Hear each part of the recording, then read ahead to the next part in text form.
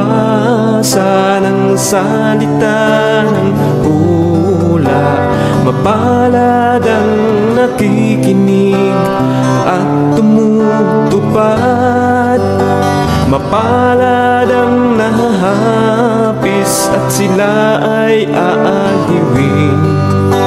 Mapalad ang nagugutom at sila ay bubusugin. Ang magtiis hanggang sa wakas, sila lamang ang maliligtas. Ang magtiis hanggang sa wakas, sila lamang ang siyang maliligtas. Lalaganap ang kasamaan at sila'y magkakanuluhan. Lilitaw ang mga bulaan dito sa sanlibutan. Makipot ang pintuan patungo sa kaligtasan. Malapad ang pintuan tungo sa kapahamakan. Ang magtiis hanggang sa wakas, sila lamang ang maliligtas. Ang magtiis hanggang sa wakas, sila lamang ang siyang maliligtas.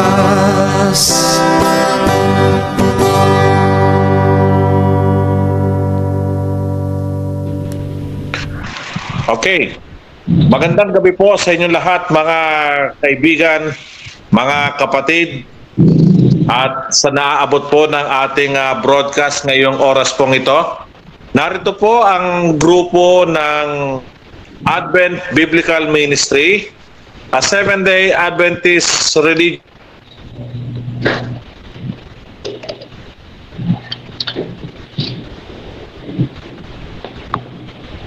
sa inyo.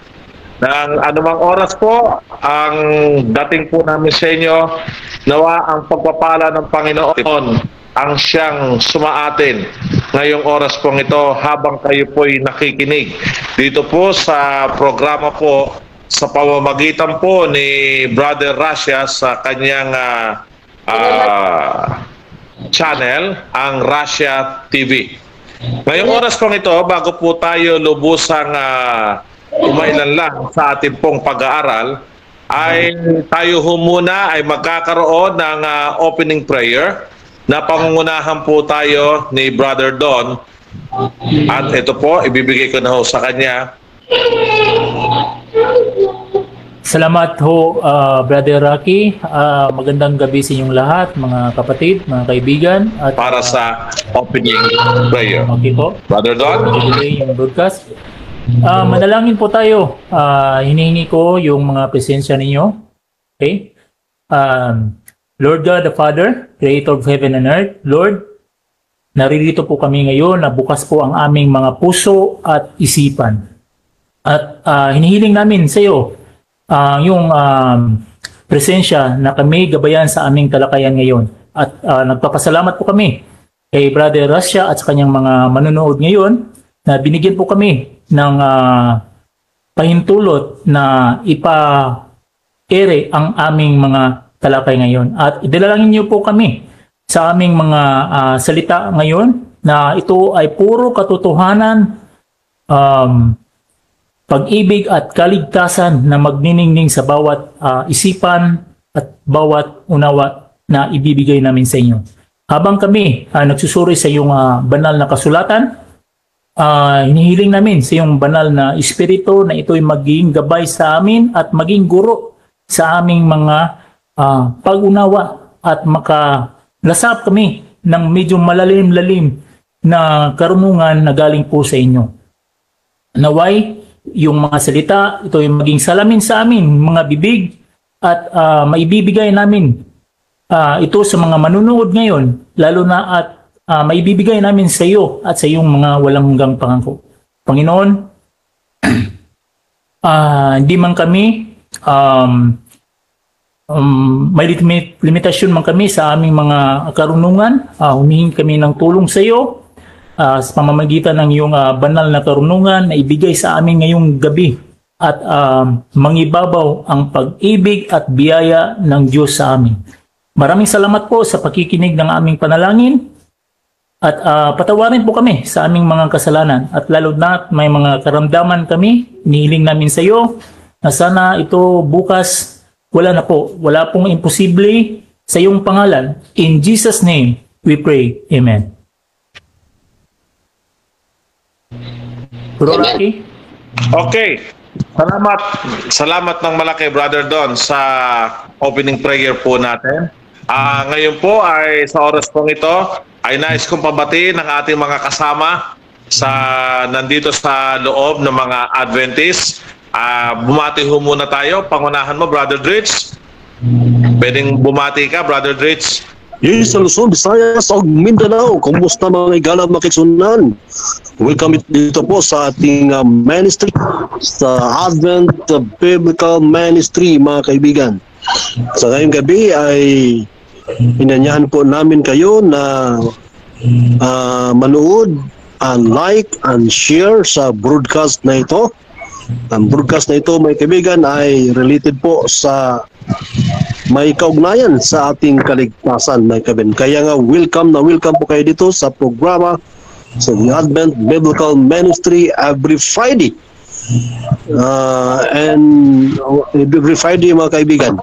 So, God bless and ang Diyos ay magpanalangin sa inyo lahat. Back to you, Mentor. Okay. Ganun din, pabatiin po natin si Brother Ruben. Brother Ruben from Pampanga. Brother Ruben, bumati ka. Yes, magandang gabi sa inyong lahat. Brother Garcia, Dufrati at sa ating kapatiran na narito sa room. Magandang gabi sa inyong lahat. At sa lahat ng mga nanonood ngayon, mabuhay kayo at God bless. Okay, so yan po. Ganon din, nandito rin po ang isa rin po nating kapatid, si Brother Joy Sokal dito from Davao. Brother Joy, bumati ka. Yes, magandang gabi po sa inyong lahat, mga kaibigan, mga kapatid, na dito sa loob ng platform ng Russia TV at maging sa nanonood ng live sa ating Facebook at sa YouTube. Meron dyan si Bro Russia. So, magandang gabi po sa inyong lahat. Ang Seventh-day Adventist po ay mayroong nagkakaisang aralin na ginawa ng Sabbath School Department ng General Conference of the Seventh-day Adventist. At yan po ay ibinahagi sa lahat ng mga pamilyang Adventista sa buong mundo. Kaya kami po ay mayroong aralin na isa lang po at ngayong quarter na ito ay ang aral po natin ay nakasentro sa aklat ng Ephesus. So subaybayan po ninyo ang pagtalakay at magandang gabi po at pagpalain po tayo ng Panginoon Diyos. Back to you. Okay. So, yan po mga kapatid at binabati ko rin, nakita ko kanina ang kapatiran natin mula sa Islam, si Sister Parisia. Ganon din ang ating kaibigan, si Pastor Alexander Santos, ang cute na pastor ng Baptist. Okay? Okay. Narinig ho ba ako mga kapatid? Yes, Doc. Brother Dritz, naririnig ako? Loud and clear. So, okay, thank you very much. So, mga kaibigan, mga kapatid, by means of introduction, kami pong mga Seventh-day Adventists, sa gabi-gabi po ay meron po kaming pinag-aaralan na ito po ay katulad ngayon, ito po ay Sabbath School lesson, narito po siya. Okay?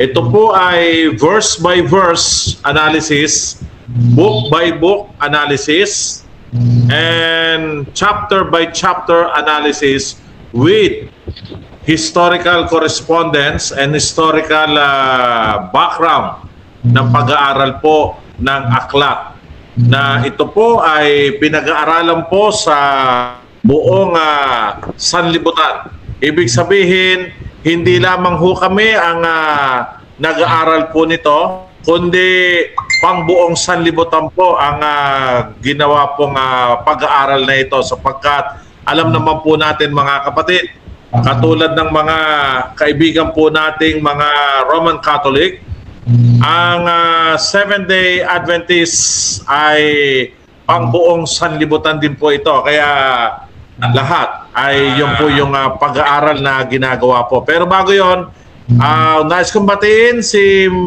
Sister Imelda Alfonso, na siya po ay nakikinig din po ngayong oras pong ito. Okay, sa ating pong pag-aaral ngayong oras pong ito, mga kaibigan, tayo po ngayon ay nasa aklat ng Efeso, yung pag-aaral po natin. Lesson number 6. At ito po ay may pamagat na ang ministeryo ng Ebanghelyo. Sana gumana itong aking sandali lang. Sana'y gumana itong PowerPoint. Ay, gumana siya. O yun, pwede siya. Okay? Ayan po siya. Nakikita ho ba yung aking PowerPoint? Yes, Doc. Go ahead. Okay. So, ito ho mga kapatid, mga kaibigan, ay tayo ho ay mag-aaral.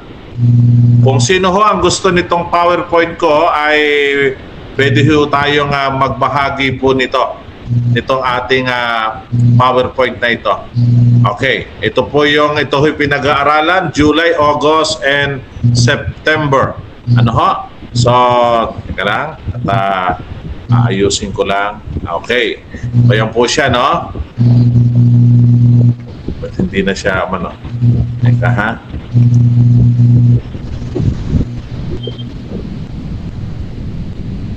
Okay. Ang title po ito, mga kaibigan, mga kapatid, ay may pamagat na ang hiwaga, the mystery of the gospel. Ano ho?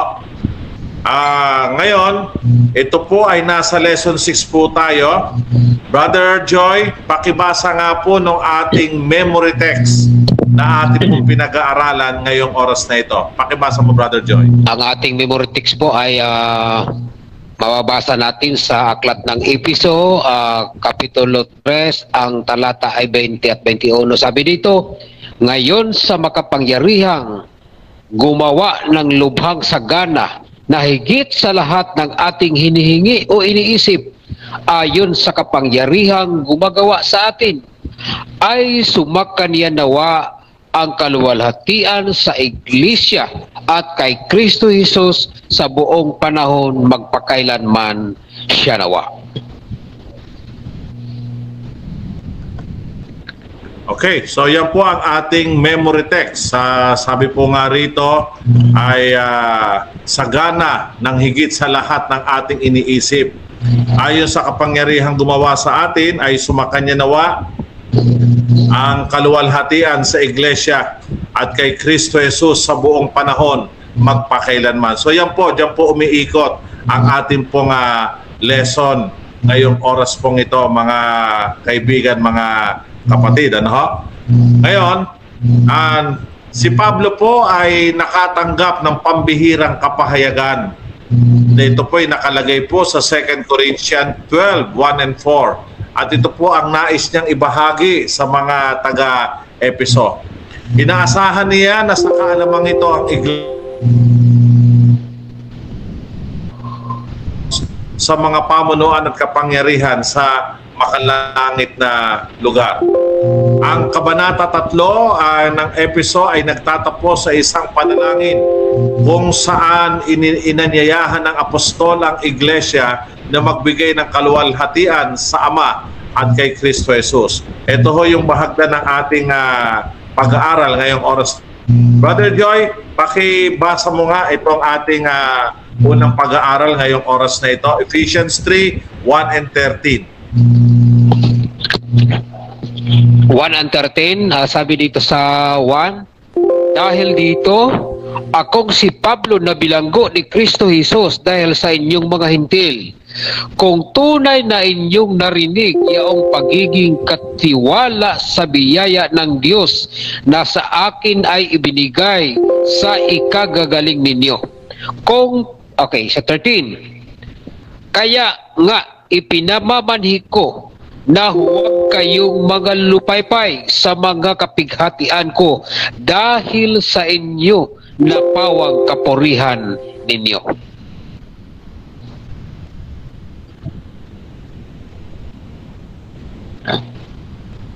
Back to Dali, Brother Jem, mukha yata hindi tayo napapanood, ano? Sandali lang. Ayusin ko lang muna. Mukhang hindi tayo napapanood. Dali lang muna. Ay na, lumabas na yung Hindi nakikita yung ating slide. Lumabas yung slide natin, ano? Okay. So, mas maganda pa na na wala na lang unang slide. Pero kung mag-open dyan, wala, ano? Okay. Ulitin ko yung pag-share. Makuha. Okay. Sandali lang. Share muna. Tapos, ayun. Sana'y makuha siya. Ayun. Okay. So, maliwanag ito, no? Brother Joy, na nakikita? Yes, Doc, nakikita. Okay, pero sa sa screen. Okay. So yan po mga kaibigan, ang unang topic po natin, yung pagtanggap ni Apostol Pablo ng kapahayagan ng Diyos. Actually, ito pong Ephesians chapter 3 ay connected po ito sa Ephesians chapter 2. Na doon sa Ephesians chapter 2, mga kaibigan, mga kapatid, ay ipinakita ron na ang Hintil at ang Hudyo ay iisa sila, no?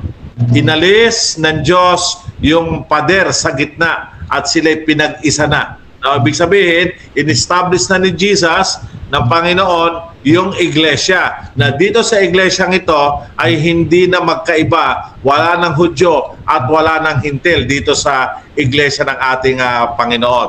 Now, tingnan po natin, isinulat ni Apostol Pablo ang aklat ng Efeso nang siya ay nakakadena pa, o ibig sabihin nakabilanggo siya. Inaasahan niyang hahatulan siya sa harapan ni Nero. Sa makatuwid siya ay itinuturing na isang suspect o kriminal, no? Tinuturing siya noong panahon na yon. Ang sitwasyong ito ay nagdudulot ng paghihinang loob sa iglesia ng taga-Efeso, na ito po ay mababasa po natin sa Efeso 3:13. Ibig sabihin, yung nangyari kay Pablo nang siya'y nakulong dahilan sa ebanghelyo, nang hina ang mga kapatiran, naapektuhan ng mga kapatiran. Ngunit si Apostol Pablo ay may malinis na budhi mula sa mga liham na isinulat niya kasabay ng aklat ng Efeso. Ay nagtiwala siya na mapapalaya siya sa lalong madaling panahon. Higit pa rito, hindi niya kailanman itinuring ang kanyang sarili na isang bilanggo ng Roma, kundi ang pagtuturing niya sa kanyang sarili ay isang bilanggo ni Kristo na nakulong dahil sa pangangaral sa ating Panginoong Jesucristo. Knowing the fact, mga kaibigan, na si Apostol Pablo, bago siya maging apostol, siya po ay tagapag-usig. Siya po ay may mataas na posisyon sa kanyang ginagalawan doon sa kanyang kapanahunan. Pero nung makilala niya si Kristo, ang ating Panginoong Jesucristo, during the road of Damascus, nag-iba ang kanyang pananaw.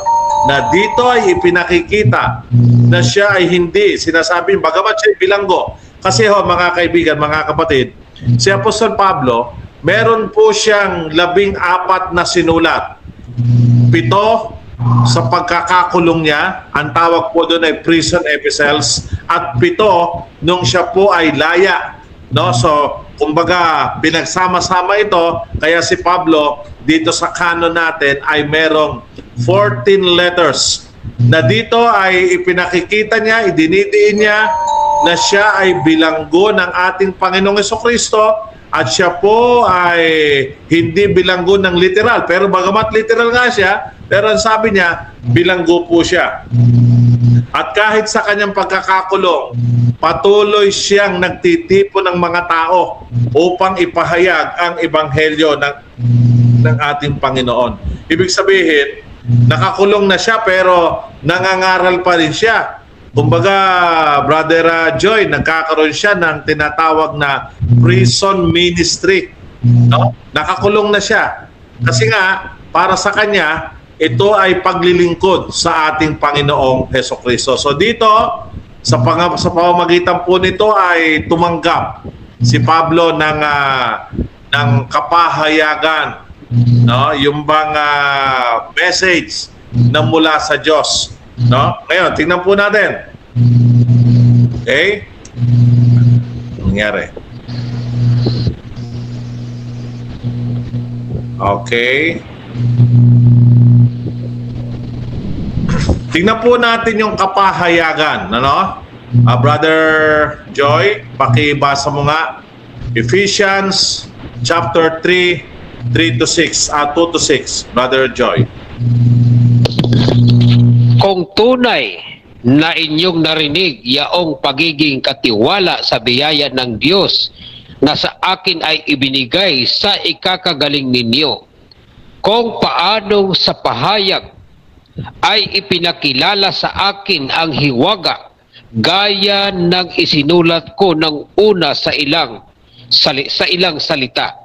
Sa pamamagitan niyon, sa pagbasa ninyo ay inyong mapagtatalastas ang aking pagkakilala sa hiwaga ni Kristo, na ng ibang panahon ay hindi ipinakilala sa mga anak ng mga tao na gaya ngayon na ipinahayag sa kaniyang mga banal na apostol at propeta sa Espiritu, na ang mga hintil ay mga tagapagmana at mga kasangkap ng katawan at mga may bahagi sa pangako na kay Kristo Jesus sa pamamagitan ng Ebanghelyo.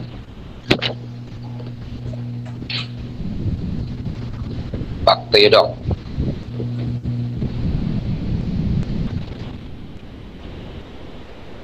Doc Rocky. The main essence of Ephesians chapter 3, mga kaibigan, ay patungkol po ito sa hiwaga ng ating... No, wala ko kayo minsan, Doc. Narinig.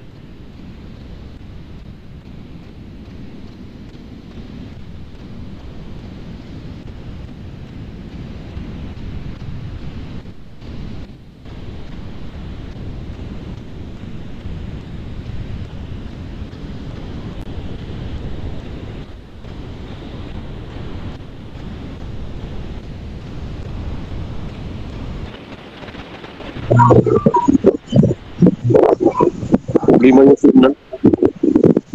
Lag-lag. Hindi na lang siguro siya mag-PowerPoints para...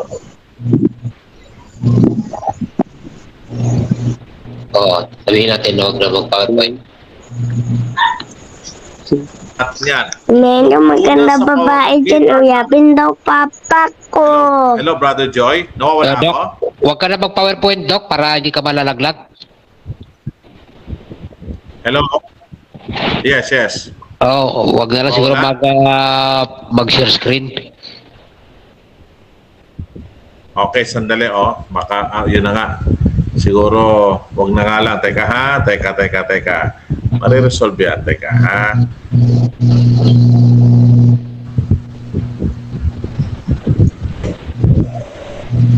Hindi tayo gagamit ng share screen.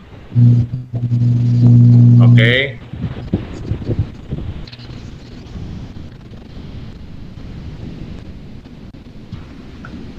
Okay. Hindi tayo gagamit ngayon ng share screen. Tuloy. Naririnig ako, Brother Joy? Yes, Doc, narinig. Malinaw. Okay. So dito mga kaibigan, ituloy po natin.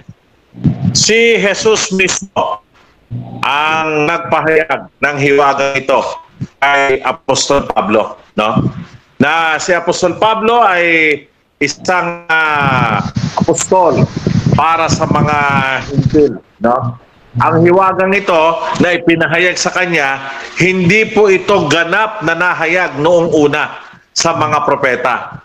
Ngunit sa ngayon, ito po ay nahayag sa pamamagitan ng mga apostol at mga propeta sa kaloob ng Espiritu Santo.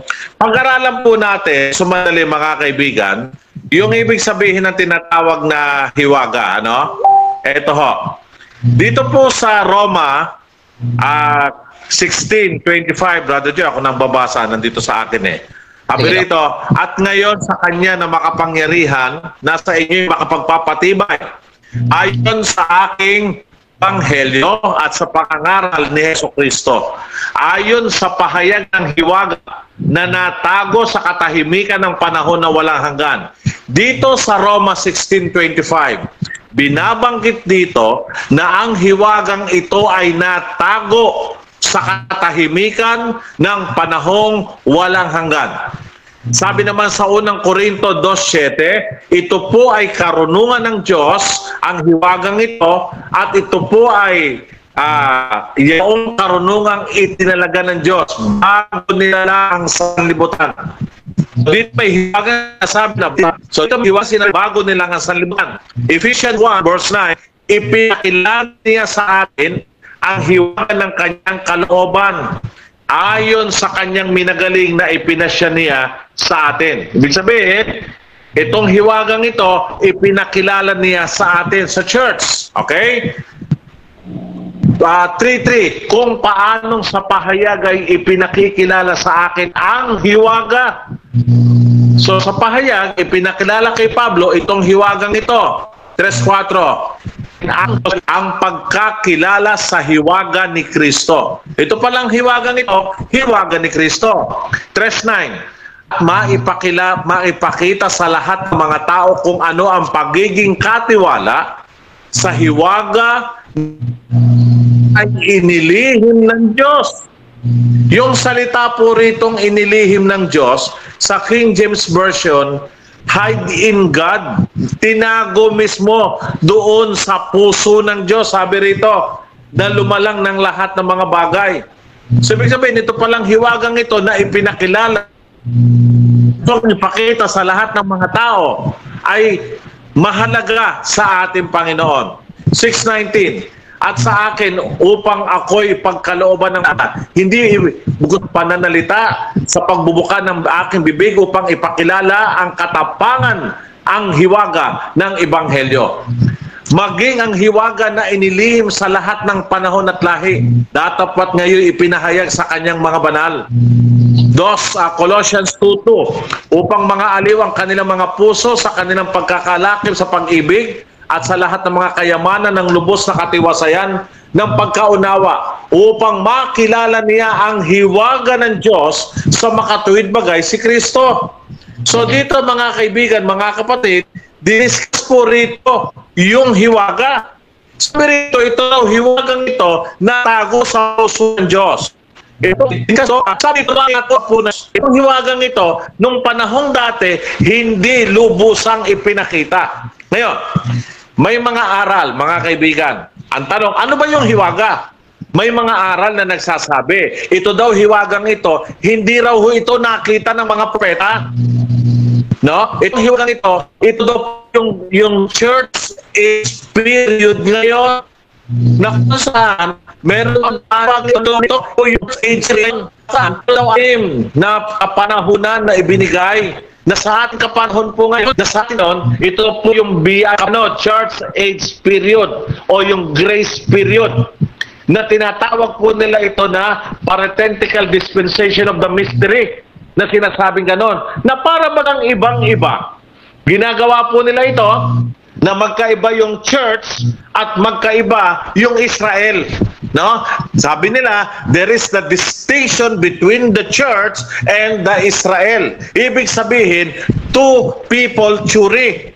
Yung Israel daw, yun daw yung church of God sa Old Testament. Pero ito daw church na itinayo doon ng ating Panginoon, Acts 2, Acts 9, kung ano-ano man po yan, ito daw po yung bago na ngayon. Ibig sabihin, may dalawa. So, dito po sila nagkukubli, mga kaibigan, mga kapatid, dito sa salitang hiwaga. Pero mapapansin po natin, ano ho ba yung hiwagang ito? Ito ho ba'y katulad nung iniisip nila? Well, ang sagot ay sa 3:6 ng Ephesians. Brother Joy, pakibasa mo nga dyan, 3:6 ng Ephesians, kung ano itong hiwagang ito. Basa, Brother Joy. Ang mga hintil ay mga tagapagmana at mga kasangkap ng banal na kasangkap ng katawan at mga may bahagi sa pangako na kay Kristo Jesus sa pamamagitan ng Ebanghelyo. Okay, yun po yung hiwaga. Sa 3:6 ng Ephesians, ang hiwagang ito ay sa pamamagitan ng Ebanghelyo, ang mga hintil at mga tagapagmana kasama ng Israel. Ibig sabihin, mga kapatid, there is no such thing as two people. No? Hindi ho dalawang uri ng tao ang kinakausap ng Diyos. Hindi yung Israel tapos yung church. Hindi ho ganon. From the Old Testament, ang panukala ng Diyos, ang lahat ng tao ay matipon. Ibig sabihin, sa iglesia ay matipon ang lahat ng tao. Ibig sabihin, hindi lamang Hudyo ang kaanib sa iglesia ng Diyos, kundi pati po ang mga hintil ay kasama, tagapagmana, kasama ng mga Israelita. Ibig sabihin, mga kapatid, ang Israel, hindi ho siya bilang isang special people. Hindi ho ganon. Hinirang ng Diyos ang Israel dahil gagamitin po sila para ipangaral ang Ebanghelyo ng ating Panginoon. Para yung lahat ng tao ay madala at mailagay sa kaligtasan, sapagkat yun naman po yung plano ng ating Panginoon ang lahat ng tao ay maligtas. So yun po yung hiwaga. Wala po ritong something special na katulad ng mga binabanggit ng iba na grace period daw ito at ito daw ay hindi na daw tayo sa law kundi nasa grace period na. Dispensation po yon. The dispensation ay hindi ho binabanggit po yan ng banal na kasulatan. If you use dispensation as a method of interpretation ng Bible, maliligaw po kayo. Hindi po yun yung binabanggit na right division ng 2 Timothy. Hindi po yun. No? Kundi yung dispensation na binabanggit dito, hindi po ito maghati-hati ng panahon. Brother Joy. Ang gusto lamang bigyan din ni Pablo dito sa Episo 3, kapatid na Doc Rocky, ang magandang balita, itong gospel, ang mga Hudyong kaanib sa iglesia at itong mga hintil na kaanib sa iglesia ay magkapantay sa mata ng Diyos at pareho silang mahal ng Panginoon. Wala akong lamang sa kanila, kapatid. Okay. Kaya nga po, dito ho makikita po natin, yun ang panukala ng Diyos. Mula sa Diyos, kay Abraham, si Abraham pa lang, sinabihan na magiging ama ng lahat ng bansa. No? Pagdating naman po dito po sa kay Isaias, sabi doon, lahat daw po ng nakikilakip sa Panginoon maging taga-abayan lupa. Ibig sabihin, kasama po sila. Ang panukala po ng Panginoon, ito pong mga hintil at ang mga Hudyo, magkasama po ito.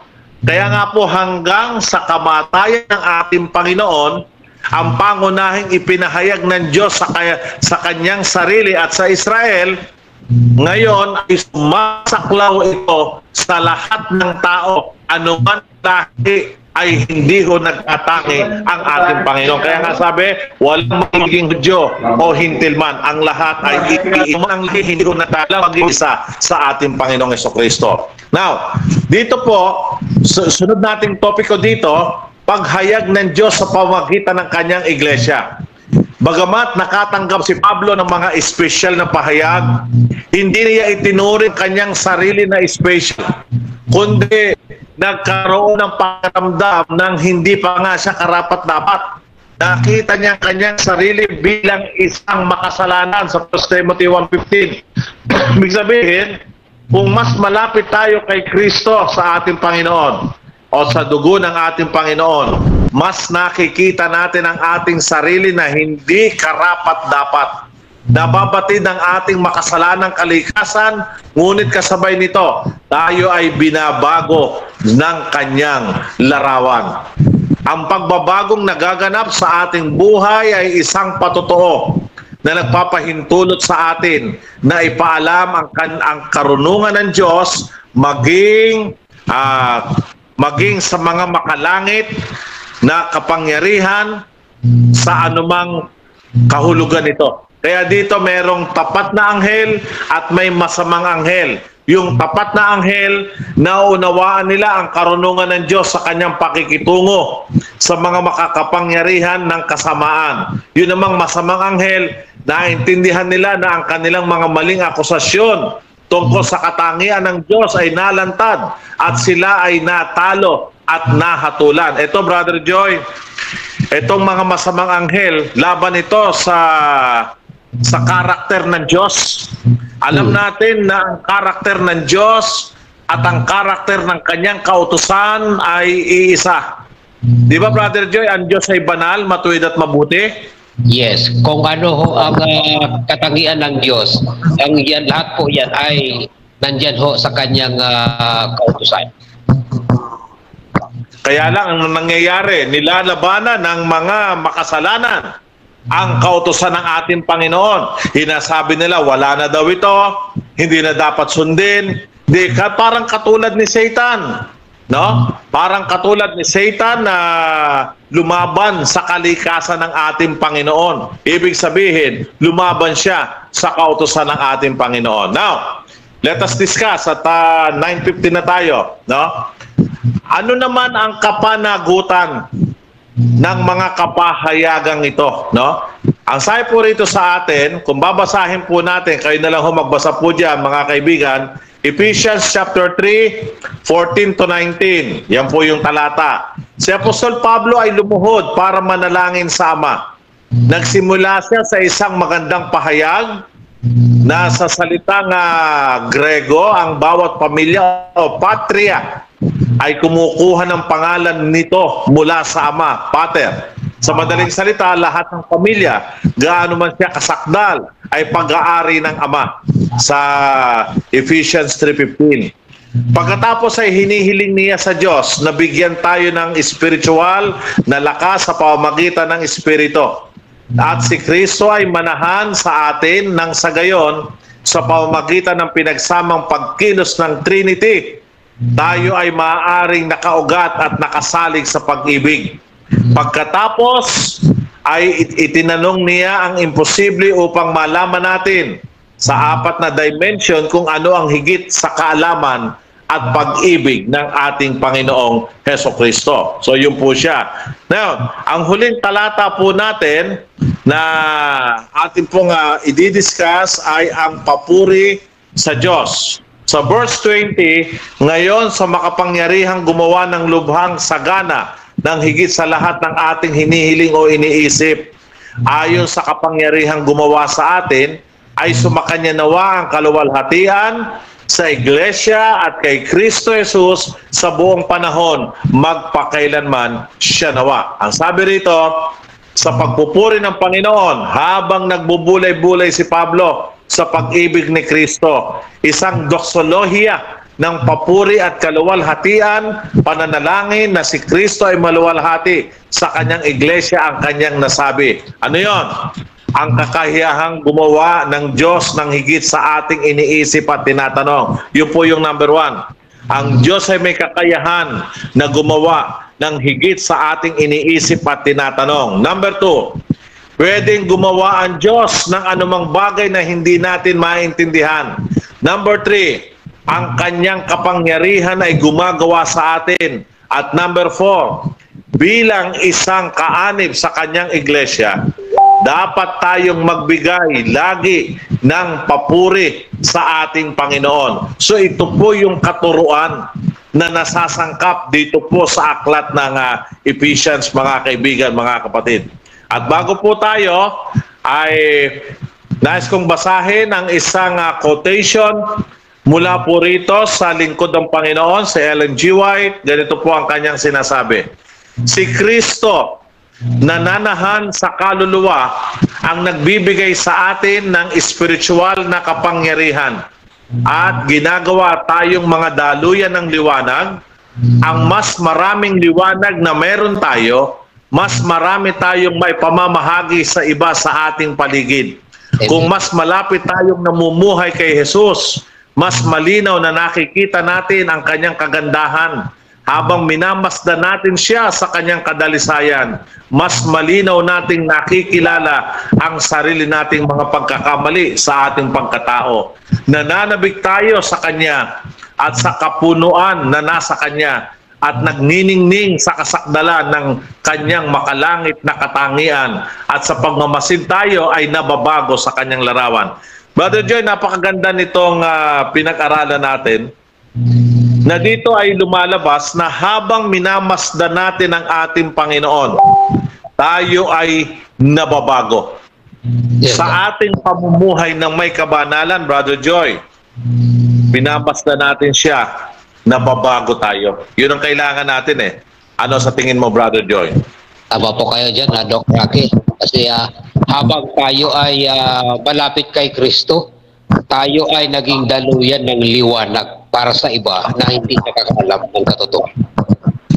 Yes, at saka hindi lamang liwanag, Brother Joy, kundi tayo mismo sa sarili natin ay nababago. Yes. Habang pinagmamasdan natin, no? Yung liwanag na yon, habang marami tayong liwanag na nakukuha, marami tayong naibabahagi sa lahat ng mga tao sa pamamagitan niyaan ng dugo ng ating Panginoon. So, hindi rito basta sabihin natin na tumanggap tayo sa ating Panginoon eh. Yung pagtanggap natin sa ating Panginoon, yun ay pagsulat ng ating pangalan sa aklat ng talaan sa langit na nandun yung ating pangalan. Pero wala pa tayo sa langit. Tayo'y nagsisikap pa lang. Tayo ay gumagawa pa lang sa pananampalataya sa ating Panginoon. Tayo'y nagpapasakop pa lang. Nagpapasakop ng buong puso sa Diyos. Kaya nga ang sabi, submit. Naalala ko tuloy yung mga kaibigan po nating Islam. Nang ibig sabihin ng Islam, Brother Joy, pagpapasakop ng iyong kalooban sa Diyos. So sa pagtingin natin sa ating Panginoon, nagpapasakop tayo ng ating kalooban sa Diyos na tayo hindi karapat-dapat, pero nandyan ang kalooban ng Diyos, nasasakop tayo at sumusunod tayo. Ano sabi ni Propeta David? Kinalulugdan kong sundin ng iyong kalooban, o Ama. Ang iyong kautusan ay nasa loob ng aking puso. Kaya, mga kaibigan, mga kapatid, ilang minuto na lamang ho tayo. Nais ko lamang hong banggitin ito hong pag-aaral na ginawa po natin ngayong oras pong ito, na ang hiwaga po ng ating Panginoon ay naghihintay po sa atin.